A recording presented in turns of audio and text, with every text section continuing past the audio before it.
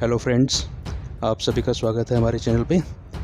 आज हम इस चैनल को एक लेवल ऊपर लेके जाएंगे। आज हम इसमें थोड़ा सा इंटरनेशनल अफेयर्स को डिस्कस करेंगे एंड आगे से इसको हम एक रेगुलर अफेयर भी बनाएंगे। तो हम बात करते हैं पाकिस्तान और बलूचिस्तान की। कल एक न्यूज़ आई थी जिसमें ये बताया गया था कि पाकिस्तानी सेना का एक हेलीकॉप्टर था, उसको उड़ा दिया गया है बलूच लड़ाकों ने, और जिसमें उनके 6 ऑफिसर्स शहीद हो गए थे। और इसके अलावा 2 ऑफिसर्स को बलोच विद्रोहियों ने, BLA जो उनका ग्रुप है, उसने उनको पकड़ भी लिया था।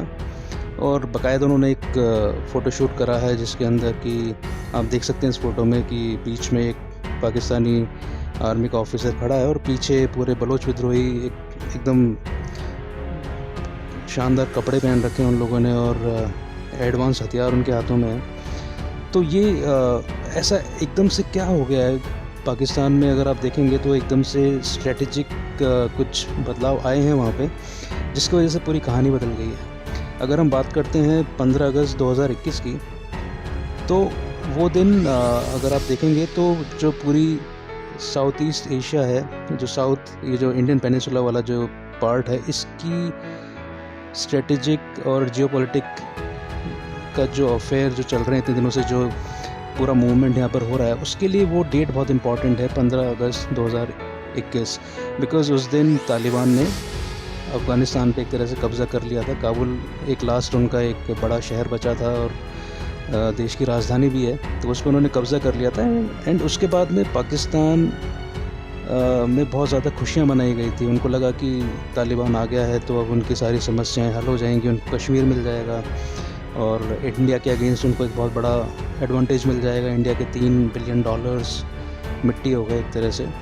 तो ये उनकी एक सोच थी, लेकिन उसके बाद में धीरे धीरे क्या हुआ है कि चीज़ें एकदम से बदलती चली गई हैं। अभी अगर आप देखेंगे पिछले 1 साल में, तो पाकिस्तानी आर्मी के अगेंस्ट अटैक्स की जो फ्रीक्वेंसी बहुत ज़्यादा बढ़ गई है।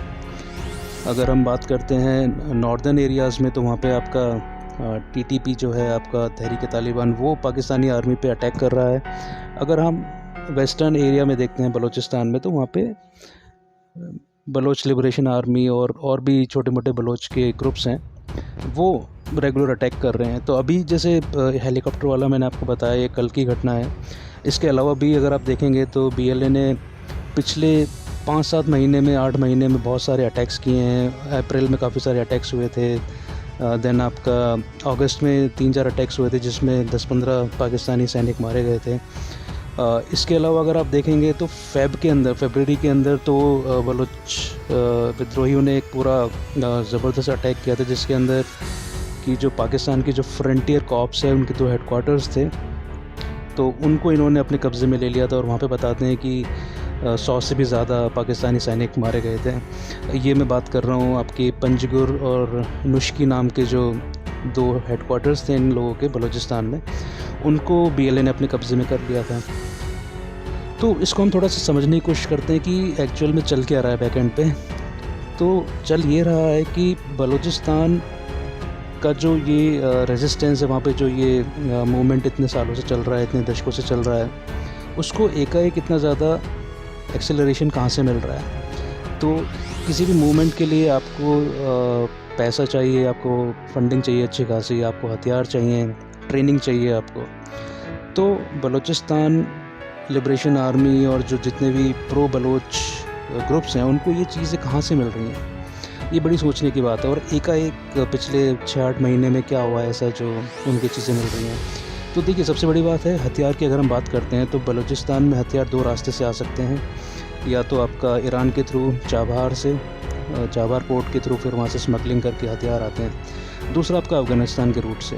तो अफ़गानिस्तान का जो बॉर्डर है पाकिस्तान के साथ में, वो इस समय बिल्कुल आप ये मान के चलिए कि उस पर किसी का कंट्रोल नहीं है। डेली वहाँ पे तालिबान और पाकिस्तानी आर्मी की फ़ाइट होती है। दोनों एक दूसरे को लोगों को मारते हैं, और तालिबान तो अब बाकायदा वहाँ पे एडवांस हथियारों का इस्तेमाल कर रहे हैं पाकिस्तानियों को मारने के लिए। हाई प्रिसीजन गन्स उनके पास में हैं, बिकॉज़ पिछले साल जो अमेरिका बिलियंस ऑफ डॉलर्स के जो हथियार छोड़ के गया है, वो कौन यूज़ करेगा? वो ऑब्वियसली तालिबान ही यूज़ कर रहा है वहाँ पे। अच्छा, बीच में एक और डेवलपमेंट हुआ था कि तहरीक तालिबान और जो बलोच ग्रुप्स हैं, इन दोनों ने किसी न किसी लेवल पे जाके एक अलायंस बना लिया है अपना। अब ये मिलकर ऑपरेशंस भी करते हैं। इसके अलावा बलूचिस्तान में बलूचिस्तान लिबरेशन फोर्स ने BLA ने इन्होंने फ़तेह स्क्वाड भी बनाया है और एक मजीद ब्रिगेड भी बनाई है। इन्होंने 2 अपने स्पेशलाइज्ड ग्रुप बनाए हैं जो इस तरह के सुसाइड मिशंस या फिर सर्जिकल स्ट्राइक्स करते हैं पाकिस्तानी आर्मी के अगेंस्ट। इसके अलावा एक तीसरी चीज़ और है, वो बहुत इम्पॉर्टेंट है। जब लास्ट ईयर पाकिस्तान खुश हो रहा था कि जी इंडिया का $3 बिलियन का इन्वेस्टमेंट डूब गया, उस टाइम पे मैंने एक पोस्ट करी थी, उसमें मैंने लिखा था कि हमारे तो 3 बिलियन डूबे हैं, लेकिन CPEC जो है वो ख़तरे में आ जाएगा 15 अगस्त 2021 के बाद में, और CPEC की कॉस्ट $60 बिलियन से भी ज़्यादा है।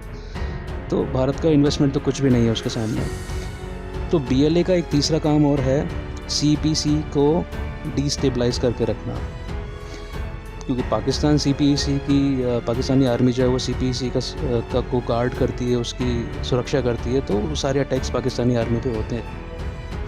इनके अलावा धीरे धीरे अटैक्स जो हैं वो चाइनीज़ नेशनल्स पे भी होने स्टार्ट हो गए हैं। आपको शायद पता होगा कराची के अंदर एक बम ब्लास्ट हुआ था जिसके अंदर चाइनीज़ नेशनल्स मारे गए थे। उसके बाद में ये चाइना का एक कन्फ्यूशियस इंस्टीट्यूट है जहाँ पे चाइनीज़ सिखाई जाती है, चाइनीज़ कल्चर वगैरह की पढ़ाई वगैरह होती है।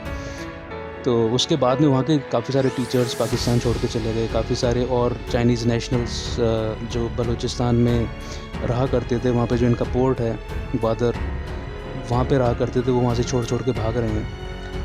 तो कुल मिला के बात यहाँ पर ये है कि ये इतने एडवांस्ड हथियार BLA को मिल रहे हैं, इधर से तालिबान भी दे रहा है, ईरान के थ्रू भी आ रहे हैं, देन उनको एडिक्वेट ट्रेनिंग भी दी जा रही है, उनको सर्जिकल स्ट्राइक्स करने के तौर तरीके बताए जा रहे हैं। इसी वजह से अगर आप देखेंगे तो पिछले 8-9 महीने में BLA के जो अटैक्स हैं उनकी इंटेंसिटी बढ़ी है, प्लस उनका सक्सेस रेशियो भी काफ़ी ज़्यादा बढ़ा है।